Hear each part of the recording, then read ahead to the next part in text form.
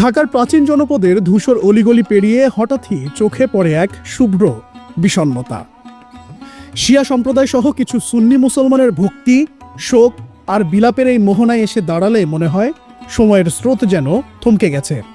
চারপাশে ভেসে ওঠে কয়েক শতাব্দী আগের সেই ধূসর প্রান্তর, কারবালার স্মৃতি, যার প্রতিধ্বনি আজও বয়ে যায় এই ইমামবাড়ার দেয়ালে দেয়ালে।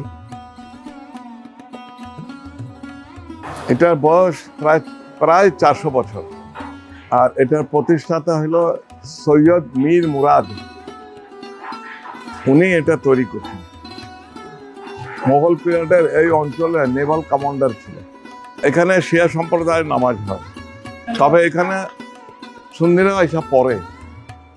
নামাজ তো নামাজই। আমি রাস্তা দিয়ে যাচ্ছি, সামনে মসজিদ, শিয়া হোক সুন্নি হোক, কোনো অসুবিধা নাই। মুঘল স্থাপত্যের সেই প্রাচীন ঐশ্বর্য আজও টিকে আছে এখানে। কালের করাল গ্রাস বহু কিছু ধ্বংস করলেও এই ইমামবাড়া এখনো বুক পাজর দিয়ে আগলে রেখেছে হাজারো ভক্ত ও অনুসারীর স্মৃতি, বিশ্বাস আর আবেগ।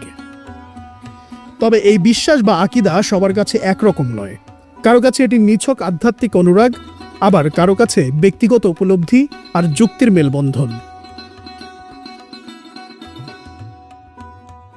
পবিত্র রমজান মাসে প্রতিদিন এখানে ইফতারের আয়োজন করা হয়। প্রতিদিন অন্তত 250 থেকে 300 জন রোজাদার একসঙ্গে ইফতার করেন এই ঐতিহাসিক হোসেনি দালানে। তবে শিয়া সম্প্রদায়ের সাথে সাধারণ মুসলমানের ইফতারের সময়সূচিতে কিছুটা পার্থক্য রয়েছে। এখানে নামাজ হয়, ইফতার হয়। তো আর বহু আগে, পাকিস্তান পিরিয়ড থেকে, স্বাধীনতার আগে থেকে আমাদের সংগঠন আছে, আয়োজককারী হোসেনি ওয়েলফেয়ার অ্যাসোসিয়েশন, সে হলো আয়োজনকারী।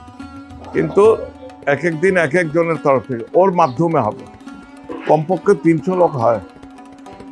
আমাদের শিয়া সম্প্রদায়, সুন্নি সম্প্রদায় সময়টা একটু ডিফারেন্স আছে। আমরা যখন প্রায় রাত্রের কাছাকাছি আসে আকাশটা, এটা হাদিসে আছে, কেয়াম এলা লেল, লেল অর্থ রাত যখন আসবে তখন করি। ইমামবাড়ার দিঘির শান্ত পানিতে যখন হাঁসেরা ভেসে বেড়ায় আর তাদের চলাচলে জলের বুকে ছোট ছোট ঢেউ ওঠে, মনে হয় সেই ঢেউ যেন বয়ে নিয়ে আসছে মহাকালের কোনো না বলা এক হাহাকার। বাতাসে ভেসে বেড়ায় আগরবাতির ঘ্রাণ, তার সঙ্গে মিশে থাকে মর্সিয়ার করুণ সুর, যা মুহূর্তে স্তব্ধ করে দেয় ব্যস্ত নগরীর কোলাহল, আর হৃদয়ের ভিতরে নামিয়ে আনে এক গভীর আধ্যাত্মিক নির্জনতা। এম পারভেজ, দৈনিক মানবজমিন।